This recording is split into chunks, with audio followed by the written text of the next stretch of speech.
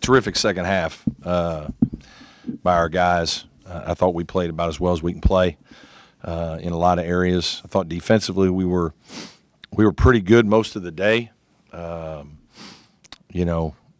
Just didn't let them get a very good rhythm, I didn't think, and they've got some very talented players, and we had them a little bit off rhythm and just off balance. And I thought our guys, really, our defense in the second half really was outstanding. Offensively, we settled down a little bit. I thought we were nervous. I think guys on senior day, just for whatever reason, we were not very good offensively in the first half. Ball slipping through hands, and guys got a little timid. We didn't shoot some, like we weren't as aggressive as we wanted to be going into the game. And thankfully, we made one or two adjustments. I thought it helped us just kind of loosen up a little bit. And once we made a couple shots, I thought our guys played great. So this was a big win for us in front of a nice crowd, and certainly a special day for me and our seniors. Questions? Yeah, I think it's just it's hard. Like there's a lot of tight windows, so you're making passes into tight windows. You're not shooting wide open shots.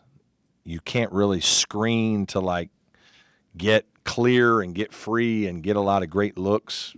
It's just that's how it is when you play. That's why their zone is so good and so effective. So if you're a little timid and you're playing in tight windows, that usually doesn't bode well, especially if you haven't made a couple shots to stretch them out even more. Like when we didn't make any shots, it got even tighter, and really our players got a little tighter. But then I think we finally got a couple things to go in, and we just played better in the second half. Coach Marquis, 22nd half points. He had 10 rebounds, 5 steals. Where does that rank among senior day performance? Yeah, that was unbelievable. His second half was remarkable.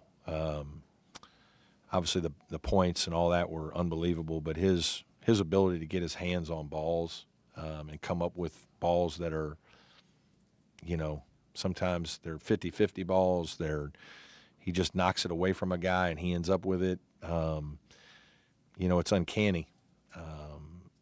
And every once in a while it bites us because he'll leave a guy and the ball get to his, he'll reach and it'll get to his guy and the guy will make a three. But a bunch of times in games he comes up with it. Obviously he had a steal late in the Notre Dame game where they were feeding the post and he came off his guy and saw it and stole it.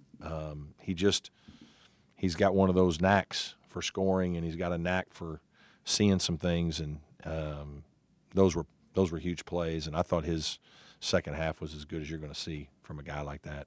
Brad, are you guys in the NCAA tournament? I don't have any idea. I certainly think, if you watch us play, I think we look like an NCAA tournament team without question. 9-9 in our league with, I don't know what it is, 4 losses that are 6 points, 5 points, something ridiculous that, so that's, that very easily could have gone our way in any way in what I think is still the best league in the country. But, we did things in the non-conference. I mean, it's not talked about very much, but Lipscomb is, won their league, tied for first in their league. Radford tied for first in their league. Sam Houston State, one that is going to win their league. That's 3 of our other non-conference games that are teams that have won the regular season in their league. We scheduled some teams in some of our bye games that were teams we knew would be good, have chances to win their league. We didn't play as well in other non-conference games. Obviously, we got a 2-point loss to Nebraska, but Nebraska is completely different now after the guy that beat us got hurt, and they finished the last 6 weeks of the season without one of their best players. And so it's just hard because you're comparing mid-majors, majors, and we don't all have the same things. But I think if you've watched our team play, even in some of our losses last Saturday at Louisville, at NC State, we look like a team that is good enough to be in a tournament and do a lot of damage. So, but we still got work to do. We got to go to the ACC tournament, and I guess we're going to play NC State. I just peeked up there, and they're up 20 at the half at BC. So, I'm sure they're going to be excited and ready to compete, and we need to be ready to go ourselves. Talk about you had 18 offensive rebounds and got to the line 30 times. Yeah, important factors, especially when we weren't shooting it well. We obviously, when you're not shooting it well, you have more opportunities. So we had plenty of opportunities, but I thought our guys were aggressive. We did talk about it. You know, I thought we played hard. It's not easy to put them back in against those guys because of their length and size. But I think, you know, you saw a lot of multiple effort plays today out of our team. Yeah, to win the rebounding by 15 like that, very passionate performance by our players. Any more questions? Coach, you mentioned NC State. How much do you think your guys would look forward to the opportunity to get another shot at those guys? Yeah, I mean, we're just going to be excited to play in the ACC tournament. I mean, you know, it's an incredible event. It's fun to be a part of, and any game in that tournament is special in terms of a great challenge and, you know, what you want to do as a player. You want to play in meaningful games. So, you know, we know they're a very good team. We've had a bunch of close games with them over the last couple of years, and I wouldn't expect the next one to be any different. All right, Brad, how would you describe or define the mental toughness of this team just through? Yeah, I think these guys have shown a lot of grit. I think we've been hit in the stomach multiple times, and you know, it's hard. We've talked about it a lot. Just when you put so much into things, and you know, you prepare well, you compete hard, and something happens and you lose a game, and then you got to get right back. And you know, the thing in basketball is the next ones come so quickly.